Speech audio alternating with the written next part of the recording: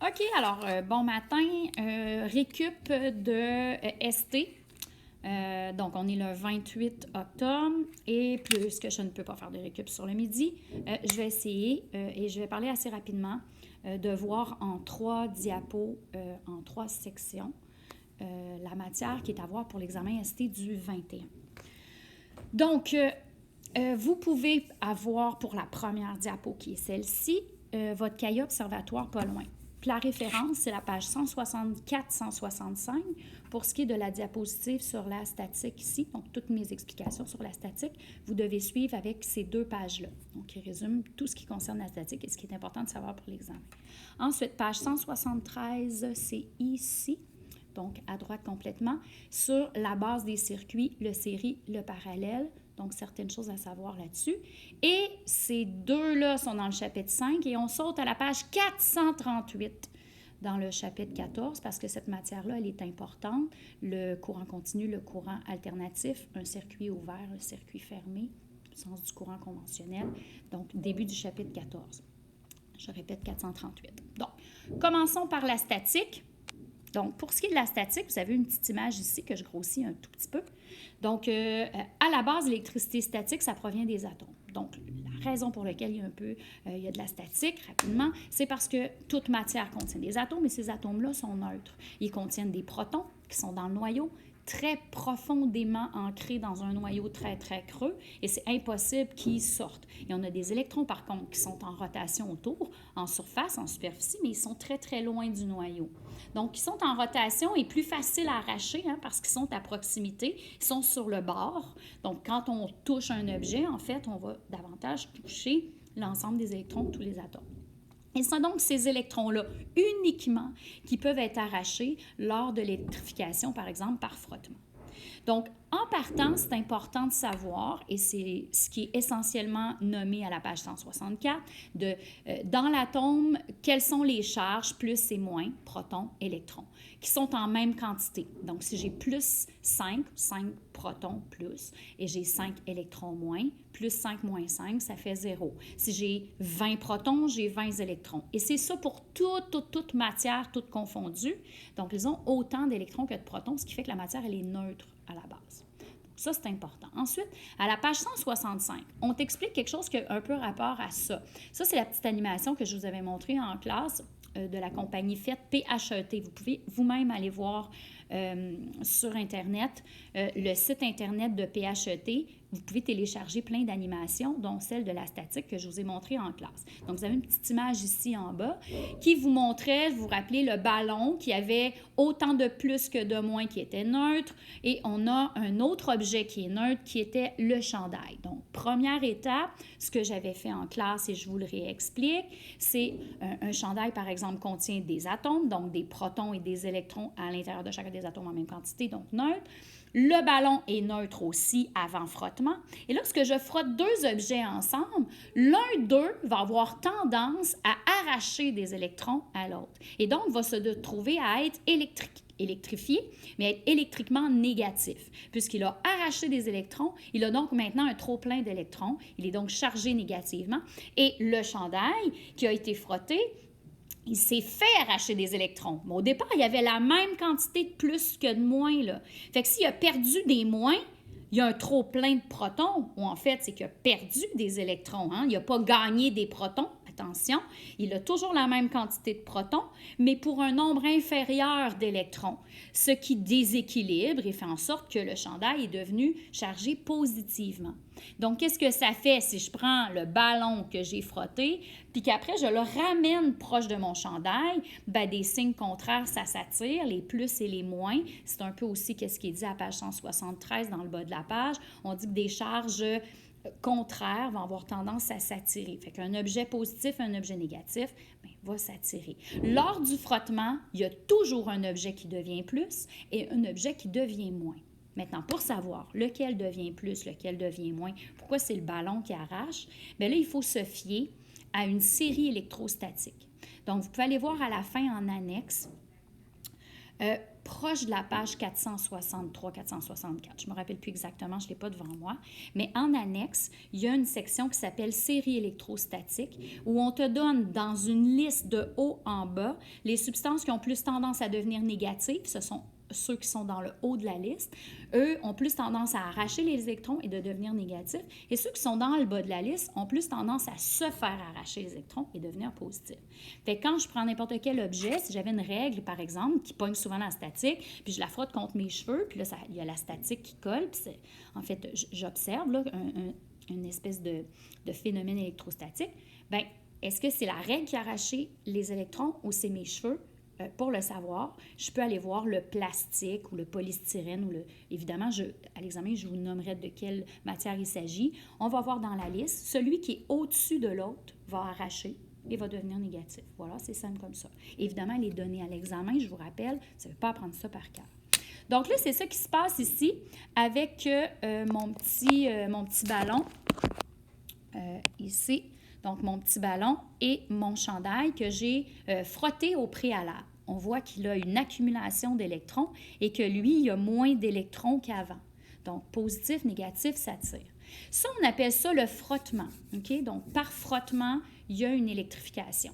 Maintenant, il y a un autre phénomène d'électrostatique qu'on observe et qui est situé, j'essaie de changer, je vais changer ma couleur, qui est ici.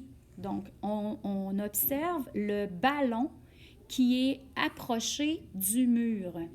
Je vais retirer la section bleue ici pour mettre l'attention sur mon ballon. Donc, mon ballon qui est ici, qui est chargé négativement, si je l'approche d'un objet qui, lui, est neutre, il va y avoir aussi une attraction possible. Donc, comment c'est possible qu'un objet qui n'a jamais été frotté puisse quand même coller avec un objet qui, lui, est chargé? Donc, qu'est-ce qui se passe à l'intérieur de l'objet neutre, pourtant neutre, pour qu'il y ait quand même une attraction? Pourtant, il n'y a pas de signe contraire, parce que normalement, c'est le signe contraire qui attire l'autre. Il n'a pas été frotté, mais il est tout de même en train de l'attirer. Donc, ce qui se passe à l'intérieur, ici, de l'objet, je vais prendre ça à la place. Voilà. Eh boy. Je ne suis pas capable de l'amener par-dessus moi, là. Je voudrais bien zoomer plus que ça, mais je ne peux pas tant. Vous voyez dans le mur la répulsion des petits électrons en bleu. On voit que les électrons ont tendance à se pousser. Hein? Les électrons qui étaient enlignés avec les protons, c'est comme ça qu'on l'a représenté dans l'image, mais on voit que les électrons ont tendance à se pousser. Puis les protons, eux autres, ils se collent à l'objet qui arrive, qui est fortement négatif. Donc, si un ballon est fortement négatif, bien, à l'intérieur de l'objet neutre, il y a une séparation des charges. Par attraction de signe contraire encore, mais on appelle ça une induction. OK? Induction, c'est un mot à retenir. Il est à la page 165, donc lisez attentivement. Qu'est-ce qui se passe pour, d'abord, le ballon qu'on frotte avec les cheveux, donc les signes contraires, les électrons qui sortent, mais qu'est-ce qui arrive aussi en induction? C'est quoi une induction? Donc, c'est décrit dans une case grise vers la droite là, dans cette page-là. Donc, l'exemple d'induction parfaite, ça serait par exemple le ballon qui colle contre le mur. Ça pourrait être aussi le ballon et il y a des petits morceaux de papier qui traînent sur mon bureau ou des morceaux, tu sais, les effaces, là, quand on efface avec une efface blanche, on efface un crayon, puis les petits morceaux d'efface vont coller par la statique sur un objet de plastique comme une règle, vont coller sur nos vêtements ou tu sais. Fait que j'approcherais un ballon, par exemple, de ces petites miettes d'efface-là, puis que ça colle dessus. Et pourtant, les petites miettes d'efface ne sont pas nécessairement chargées. Des petits morceaux de papier qui traînent, des confettis. Pourquoi que les confettis collent? Mais ils ne sont pas chargés, les confettis, mais l'objet que j'approche du confetti, lui, étant chargé, les confettis qui sont faits de papier et donc de matière non chargée et neutre vont être attirés par séparation de charge. Donc ça, c'est important de bien le comprendre pour l'examen. Donc, tout ce qui concerne la statique, ces deux pages-là, les exercices que vous avez faits par la suite et les exercices dans le document bleu aussi. Donc, à revoir au complet. Je passe maintenant à la dynamique. Donc, la dynamique, on va passer avec la diapo qui est ici. sur les circuits électriques. Donc, à la base, tu ne peux pas avoir un circuit si tu n'as pas quand même une source d'énergie. Donc, ta source de courant peut être, par exemple, une pile, une batterie, une prise de courant, une photovoltaïque, un panneau solaire. Mais là, ici, j'ai une pile. Donc, cette pile-là, en fait, ce qui se passe, c'est qu'à l'intérieur, par un procédé chimique, parce que c'est une réaction chimique qui va produire des électrons, je vais arrêter il faut que je regarde la caméra, j'arrête pas de regarder par là, c'est là qu'il faut que je parle. Il y a un surplus d'électrons qui se crée à une borne, on va appeler ça une borne, la borne négative, et il y a un manque d'électrons à l'autre borne. Donc, pour tout système en sciences, là, en physique, là, puis c'était la même chose avec l'électricité statique, hein? Quand il y a un déséquilibre, quand il y a un objet qui est trop plein, qu'est-ce qu'il va avoir tendance à faire? Bien, tranquillement, pas vite, il va avoir tendance à se décharger. D'ailleurs, mon ballon ici ne restera pas éternellement en trop plein d'électrons. Okay? Il va avoir tendance à redonner son surplus d'électrons pour rétablir l'équilibre. Okay? Donc, va redonner ses électrons aux molécules d'air autour de lui, au mur sur lequel il est collé, et va revenir à la neutralité, donc à son état stable. Bien, ce qui arrive ici, c'est que si ma pile crée un trop-plein d'électrons à une borne et un manque à l'autre bout, lorsque je connecte une borne à l'autre, bien, les électrons vont rétablir cet équilibre-là, c'est-à-dire, un côté, il y a trop d'électrons, l'autre côté, il y a un manque, donc il y a une aspiration qui se fait. C'est carrément ça, c'est comme une espèce d'attraction, okay? Une force d'attraction qui se fait tout naturellement, j'ai rien besoin de faire, j'ai juste besoin de connecter les deux côtés de ma pile, et le côté où il y a trop d'électrons va se décharger sur le côté où il y a un manque d'électrons. C'est comme ça que ça marche une pile. Il y a une différence entre la borne plus et moins qu'on appelle différence de potentiel. Évidemment, ce potentiel-là, si c'est 3 volts, il n'y aura pas beaucoup d'énergie déployée. Par contre, si mon potentiel est de 9 volts, s'il est de 110 volts, bien là, j'ai un potentiel, une quantité d'énergie importante à pouvoir déployer dans un circuit, puis je suis capable de faire fonctionner des gros appareils comme un frigidaire, par exemple, un réfrigérateur. Donc, la différence de potentiel correspond à l'énergie qui va être déployée, et cette pile-là nous sert à générer des électrons, donc. Okay? Donc, le rôle de la pile, c'est ça. C'est beau d'avoir une pile, mais ça prend quand même un chemin pour les électrons. Ce chemin-là, bien, c'est le fil électrique qui me le donne. Donc, mon fil, c'est tout simplement un circuit, un petit parcours pour mes électrons. Maintenant, ça donne zéro open bar, ça ne donne rien de brancher une pile avec un fil. Au contraire, ça pourrait être dangereux pour les courts-circuits. Je devrais brancher un élément. Donc, par exemple, un résistor, un élément chauffant, un moteur, une ampoule. Donc, je vais brancher quelque chose pour que, tant qu'à faire circuler des électrons dans un fil inutilement, au moins en passant dans un élément résistant, il va transformer cette énergie-là en lumière, comme dans l'ampoule, dans l'élément de tungstène, ou encore dans le résistor qui est tellement résistant au courant qu'il va chauffer. Dans l'élément chauffant, c'est un peu le même principe. Donc, ça, c'est un circuit de base avec un élément générateur, en fait, ta fonction, on va voir ça tantôt, mais la fonction est alimentation, un conducteur et un récepteur, qui est un transformateur, en fait. Il va recevoir cette énergie électrique-là, il va recevoir les électrons, puis il va utiliser l'énergie électrique en une forme vraiment utile. Parce que le courant, là, il ne sert à rien, mais il peut servir à quelque chose de vraiment utile. En passant, la conductibilité des fils, elle n'est pas directement inscrite à la page 173 que vous voyez, mais elle est un petit peu plus loin. Lorsqu'on parle de la loi d'Ohm, là, ils ont placé ça à cet endroit-là dans le livre d'Herpy. Donc, qu'est-ce qui fait la conductibilité des fils? Donc, qu'est-ce qui est le mieux pour conduire du courant? Bien, il faudrait que le fil soit le plus court possible. Okay? Plus le fil est long, plus ça fait un long parcours pour les électrons et plus il y a une dépense énergétique, il y a une perte d'énergie, veut pas, dans le fil. Parce que les électrons doivent faire plusieurs bonds d'un atome à l'autre à l'intérieur de la matière qui est le cuivre à l'intérieur. Disons cuivre, justement, en disant cuivre, la nature du fil. Si au lieu de faire un fil en cuivre, je décide de faire un fil en fer, ça conduit un petit peu moins bien le fer. Le cuivre est un bon conducteur, l'aluminium est quand même pas si mal, l'or est encore meilleur. Donc, selon la nature du fil, je peux améliorer la conductibilité, c'est-à-dire la manière dont les électrons vont sauter d'un atome à l'autre, la facilité dans laquelle ils vont circuler. Fait que si le fil est plus court, c'est mieux. S'il est en or, c'est mieux. S'il est plus gros, donc le diamètre du fil ou la grosseur, c'est mieux qu'il soit plus gros parce qu'il y a vraiment plein de possibilités de bond d'un atome à l'autre pour pouvoir circuler. Il y a de la place en masse à passer, voyons ça comme ça. Si le fil est très, très, très, très mince, il n'y a pas bien de place à passer. Fait que si je fais passer bien du courant, là, ça va avoir de la misère, ça va faire chauffer le fil.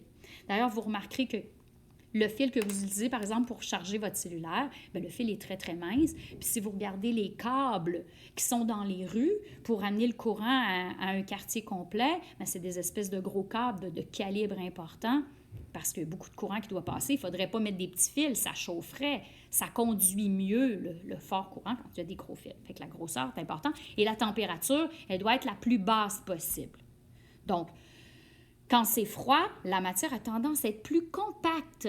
Les atomes vont se rapprocher les uns des autres et au lieu de bouger, parce qu'il y a du mouvement à l'intérieur de la matière, fait qu'au lieu d'être en vibration forte, elle ne bougera presque pas la matière si elle est froide. Donc, les électrons vont avoir de la facilité à y passer. Donc, c'est mieux un fil qui est petit, qui est gros, qui est froid et qui est en or. Le petit gros froid en or, là, c'est un peu un truc pour se retenir tout ce qui est le meilleur conducteur. Autre chose aussi, on a en bas le circuit en série, le circuit en parallèle.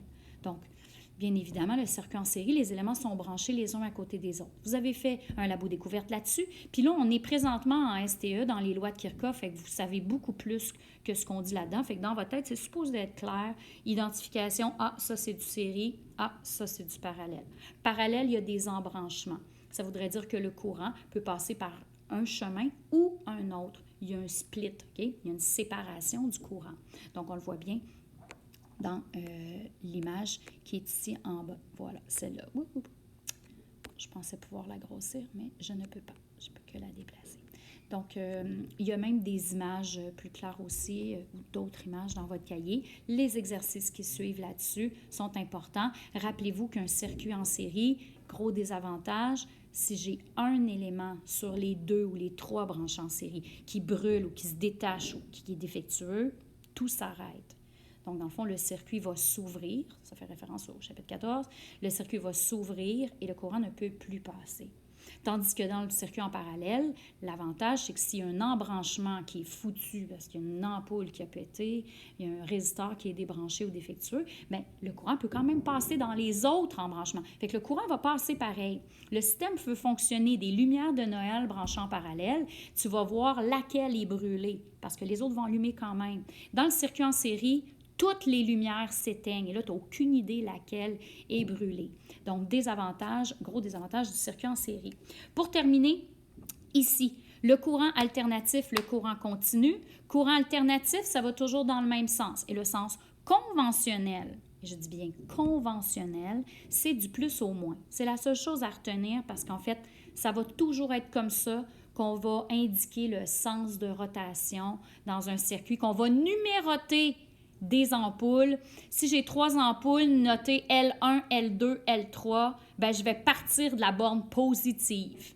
Du plus, je me dirige vers le moins et je parcours L1, ensuite L2, ensuite L3. Donc, je vais les numéroter dans ce sens-là. Donc, c'est juste une convention pour que tout le monde aille dans le même sens, tout simplement. Même si, logiquement, la borne négative, c'est elle qui est en surplus d'électrons et c'est elle qui se vide, hein?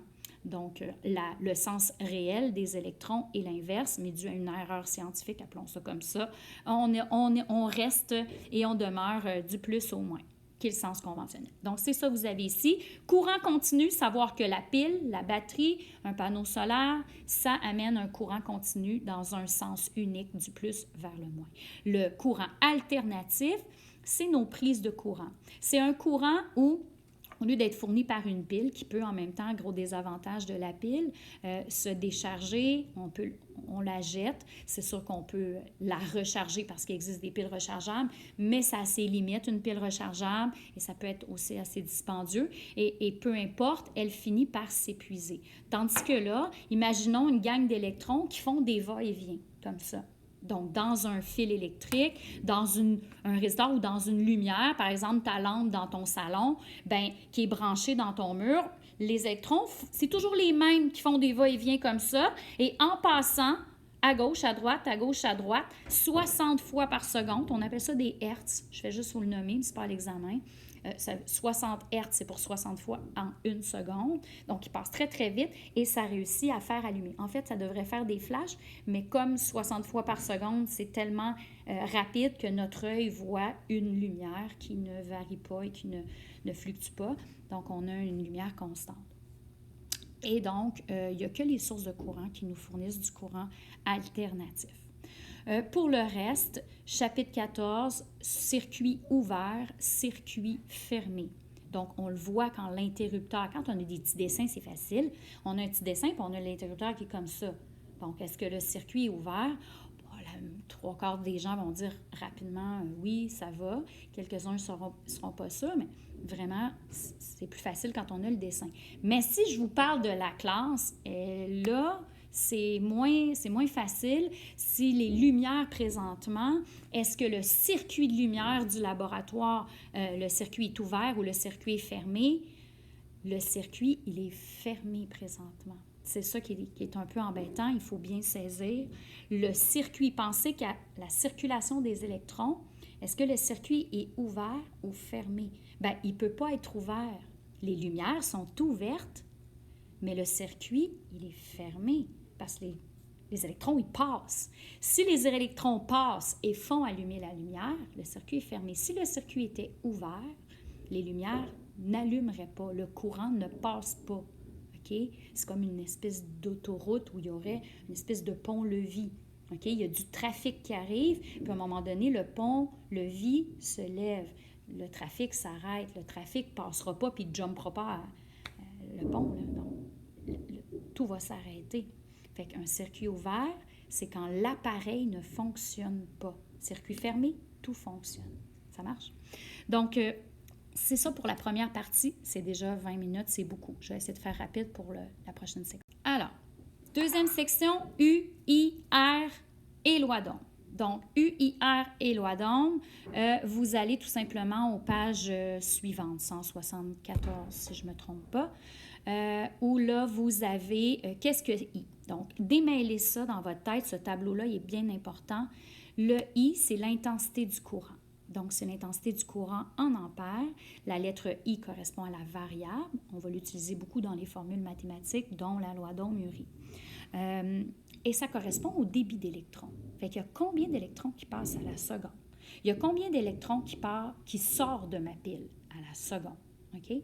Évidemment, c'est un nombre de coulombs par seconde parce que ça serait trop long. Les électrons, il y en a vraiment beaucoup. Fait qu'en fait, c'est des coulombs par seconde pour dire vrai. Mais si vous me dites c'est le nombre d'électrons par seconde, c'est vrai aussi. Donc, c'est le nombre de charges par seconde. C'est tout aussi vrai. Fait que ça, c'est un débit. Okay? Et ce débit-là, il va s'ajuster en fonction de la pile, parce que plus la pile est forte, plus le débit va être fort. Il va s'ajuster aussi, ce débit-là, c'est-à-dire le nombre d'électrons qui sort de la pile par seconde, en fonction de ce que je branche. Fait que si je branche un résistor qui est très, très fort, une ampoule qui demande beaucoup de résistance, qui demande beaucoup d'énergie, bien, ils vont être très, très, très freinés par cet élément-là qui est comme un obstacle à son parcours. Et donc, il va ajuster son débit en fonction de ce qu'il a à traverser. Donc, les électrons, le débit d'électrons, va aller plus vite ou moins vite selon ce qu'il a à traverser. Il y avait une image, l'image des trois petits bonhommes vert, jaune et rouge qui représentaient la résistance, que je vous ai mis sur Classroom. Et cette image-là, je la trouve géniale, tellement que c'est facile à comprendre, avec le bonhomme volt, qui est la pile, les électrons en vert qui essayent de passer, mais que la résistance écrase, étrangle le tuyau dans lequel l'électron essaye de passer. Si la résistance est forte, il va avoir de la misère à passer, et donc l'intensité va diminuer. Fait que ça, il faut le comprendre. Ensuite, il y a la DDP, mais ça, je l'ai expliqué un petit peu tantôt. C'est la différence de potentiel. C'est les U, donc la lettre U qu'on voit dans plusieurs formules, dont la loi d'Ohm, qu'on va voir assez souvent dans le reste du chapitre 5. Donc, la DDP ou la tension électrique, c'est synonyme. Elle est U en volts et elle correspond à l'énergie. Le mot énergie est important dans le tableau, il est là, retenez, c'est l'énergie dépensée dans le circuit. Donc, les électrons partent avec un certain potentiel et vont tout dépenser dans leur parcours. Fait que s'ils ont 2 résistors, ben, ils vont dépenser l'énergie dans les 2. Ils vont mettre un petit peu dans lui, un petit peu dans lui. Ils vont revenir à la pile épuisée. Si ma différence de potentiel est de 3 volts, 3 volts, là, faites comme si c'était des joules. Là. En fait, c'est un peu ça. C'est des joules par seconde, en fait. Et si, par coulomb, excusez-moi. Des joules par coulomb. Fait, si la différence de potentiel est de 3, ça veut dire qu'entre le début et la fin, il y a une dépense d'énergie de 3. Si ma pile est de 6, la dépense sera de 6. Évidemment, si je branche une ampoule à une 3 volts, puis ensuite je la branche à une 6 volts, je vais voir une différence sur l'ampoule. À 6 volts, là, il va y avoir beaucoup plus d'énergie lumineuse produite. C'est normal, j'ai mis plus d'énergie à la pile. Fait que les volts dépendent de ta source. C'est elle qui décide combien de différence de potentiel va être dépensé au total. Maintenant, comment ça va se distribuer? Bien, ça, on va voir ça dans les lois de Kirchhoff. Ça dépend de la valeur des résistors. Il y a plus d'énergie qui peut être dépensée dans un résistor, puis un petit peu moins dans un autre. Ça dépend de la valeur des résistors. La résistance, justement, qu'est-ce que c'est? C'est un élément qui ne conduit pas beaucoup. Hein? C'est comme le contraire de conducteur résistant. Fait que ça ne conduit pas beaucoup. Donc, les électrons qui vont circuler là-dedans vont avoir de la misère à passer, puis ils vont le faire chauffer. Ils vont produire de la lumière ou ils vont faire tourner un moteur. L'énergie électrique va donc se transformer dans l'élément transformateur, dans l'élément résistant. La valeur de la résistance au courant, à quel point ça freine les électrons finalement, elle est notée en ohm, O-H-M, d'où la loi d'Ohm. Donc ça, c'est le tuyau, vous vous rappelez dans l'analogie, est-ce que le tuyau il est bien serré, il est petit puis c'est dur à passer, ou le tuyau il est lousse. Fait qu'un petit résisteur tout petit de 2-3 ohms, le courant va quand même très bien passer. Il n'y a pas beaucoup de résistance au courant. Mais si je l'enlève puis je mets un 500 ohms, oh là, le courant va avoir de la misère à passer. Je vous avais mis aussi une petite animation sur Classroom concernant ça, où on pouvait jouer justement avec la valeur du R puis vérifier combien de courant passait. Donc ça, c'était quand même très bien fait. L'ampèremètre est un instrument de mesure, un ampèremètre. La lettre A, c'est le symbole. Donc, il se branche dans un circuit et il va toujours se brancher en série. Donc, je vous ai dit tantôt que ça comptait les électrons. Bien, je vais le placer juste à côté. Donc, et avant, après, on s'en fout, mais je vais le placer en série avec l'élément pour voir combien il y a d'électrons qui passent dans ce résistor-là.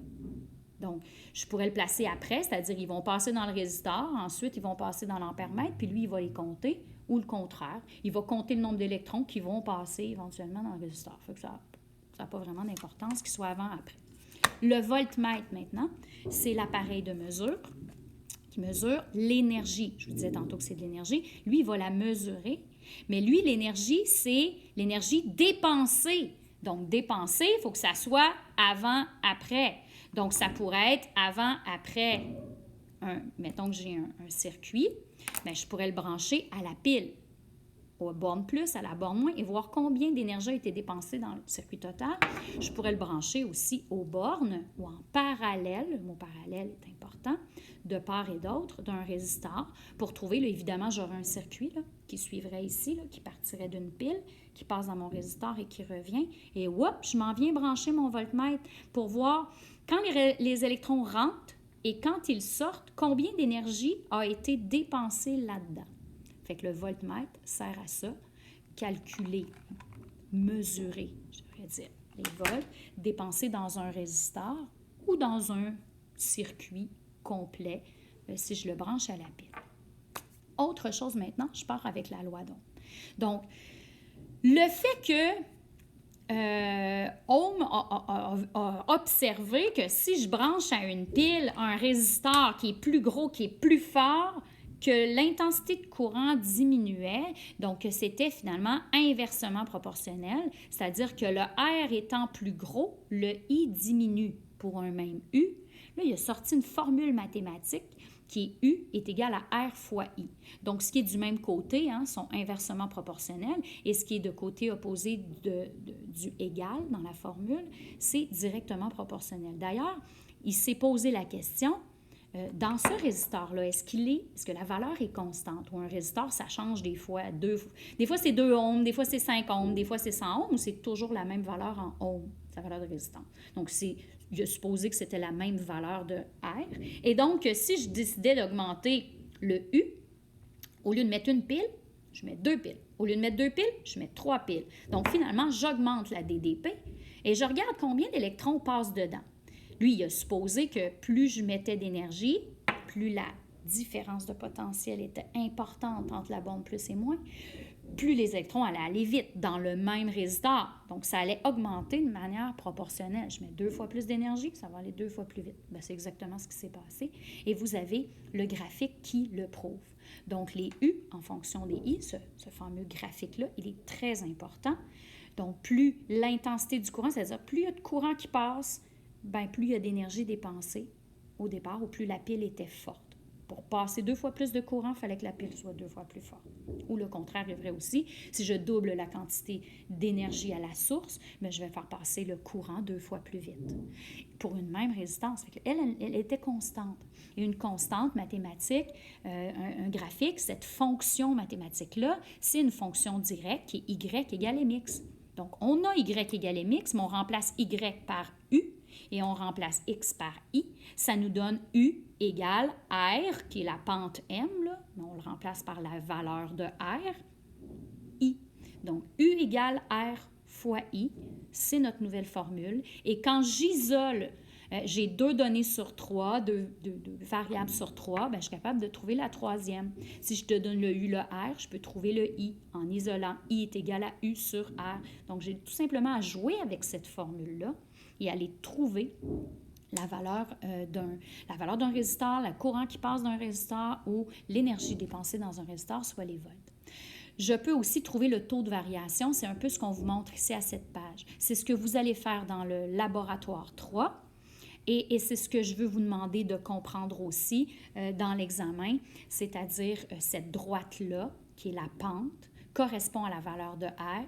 Et pour le trouver, je me prendrais 2 points et je ferais Y2 moins Y1 sur X2 moins X1. Et là, j'obtiendrais vraiment le taux de variation tel que vous l'avez déjà calculé en maths. Okay? C'est la même affaire, sauf que là, c'est appliqué à un élément transformateur en électricité. C'est important de comprendre, pour finir, que plus la droite est abrupte, plus c'est résistant. La pente est plus élevée aussi. Calculer un taux de variation, là, si la pente est comme ça, le taux va être plus élevé. Si la pente est moins abrupte, plus près de l'horizontale, bien évidemment, il y a moins de résistance. Et ça, il faut comprendre que s'il y a moins de résistance, ça veut dire que pour un même voltage, il va y avoir plus de courant qui va passer. Donc, être capable de comparer aussi. Vous avez fait des exercices, il y avait 2 numéros. Un dans l'observatoire sur la loi d'Ohm où on comparait 2 droites, la A et la B. Et il y avait aussi dans le document bleu où il y avait une droite A, B, C. Et j'adore cette question-là. D'ailleurs, je vous l'ai dit, cette question-là est importante, d'être capable de comparer, pas juste dire « Ah, le plus résistant, c'est le A parce que c'est lui qui est le plus à pic. » Oui, mais montrez-moi qu'il est plus résistant, donc il y a plus d'énergie dépensée pour le même nombre de courants qui passent, ou pour un nombre de courants déterminé par la pile, il y a moins de courants qui circulent pour pour un certain nombre de DDP, volts à la pile. Par exemple, à 2 volts, ben, dans le A qui est fort résistant, et après, ça n'a pas de courant qui réussit à passer parce qu'il est très résistant. Et le C, il y a full courant qui passe, il y a même 4 fois plus de courant qui réussit à circuler. Parce que je me souviens justement de cette expérience-là, de ce problème-là. Donc, voilà pour la loi d'Ohm, être capable d'appliquer, être capable de comprendre les graphiques, de comparer 2 droites. C'est ça qu'il faut savoir pour les... Et pour finir, et là, ça va être très rapide, à la fin de votre chapitre 14. Donc, le chapitre 14, à la page 438, il y avait le début là, de l'électricité, le circuit, le courant continu, tout ça, circuit ouvert, circuit fermé. Si on va un petit peu plus loin, et là, ça s'étale sur plusieurs pages parce qu'il y a comme des exercices entre, puis les fonctions sont séparées en 2 paquets. Le premier paquet vient 4 premières fonctions électriques, et ensuite, on a les 2 dernières. Ce que vous devez savoir pour l'examen, c'est le nom de ces fonctions-là. Donc, si je vous demande quelle est la fonction du fil, ben, c'est conduction. OK, donc c'est quoi son rôle en fait? Il faut savoir sa fonction et savoir à quoi ça sert. Donc, ça sert à amener les électrons d'un point A au point B, à les faire circuler. Fait si je vous dis ça, ben, ça c'est l'alimentation. Sa fonction, c'est alimenter. Maintenant, c'est quoi son rôle? Ben, générer des électrons, produire des électrons, faire circuler des électrons, en fait, en générer, en produire. Parfait. Ensuite, si je vous montre un élément comme une ampoule, un résistor, un élément chauffant, un moteur, c'est un transformateur. Donc, la fonction c'est transformation. Donc, ça, c'est quoi son rôle? C'est prendre l'énergie électrique et la transformer en quelque chose d'utile. Voilà. Ensuite, qu'est-ce qu'il y avait d'autre? Il y avait le caoutchouc, mettons, le plastique. Plastique, caoutchouc, céramique, tout ça, c'est des isolants. Donc, le rôle, c'est isolation. J'ai une ampoule, je la visse, puis il y a comme un socle. Pourquoi le socle? Pourquoi au bout d'une ampoule, il y a comme un petit bout de caoutchouc? Il sert à quoi? C'est un isolant. C'est pour éviter les courts-circuits ou éviter de s'électrocuter. Si je fais un circuit électrique puis que mes fils sont à nu, c'est-à-dire ne sont pas gainés, bien là, je fais mon circuit puis je pourrais m'électrocuter. Ça serait super dangereux. Donc, électrocution et court-circuit, on a besoin d'isolation. Le fusible, le disjoncteur ont un rôle de protection dans le circuit. Donc, je les branche à un certain endroit et ce que je veux, c'est protéger le moteur qui vient à côté. Je veux protéger l'ampoule qui vient après. Je veux que quand les électrons passent dans l'ampoule, au préalable, ils passent dans le fusible, par exemple, et si le courant est trop fort, s'il y a une anomalie quelconque, ça arrive des fois dans les courts-circuits, dans les circuits de maison, par exemple, où il arrive des pannes de courant, le circuit part et le circuit redécolle. Et quand ça redécolle, des fois, il y a un petit pic. S'il y a une anomalie, ben à ce moment-là, c'est le disjoncteur qui part ou c'est le fusible qui fend. Le fusible, c'est un petit morceau de métal, c'est du plomb qui se met à fondre. Et là, le circuit est ouvert. Et si le circuit est ouvert, le courant ne passe plus. Donc là, je protège mon ampoule qui est après, mon ordinateur qui est après ou mon moteur qui est branché à mon blender. Donc, je vais protéger mes matériaux, mes appareils électriques en mettant des fusibles. Le disjoncteur, c'est un peu le même principe, sauf que lui, je n'ai pas besoin de l'arracher puis d'en mettre un nouveau parce qu'il est brûlé. Il va juste lever comme une espèce d'interrupteur. C'est comme des lames qui ne se touchent plus, okay? Parce qu'il y avait trop de chaleur, puis ils ont corqué, puis ils ont décollé.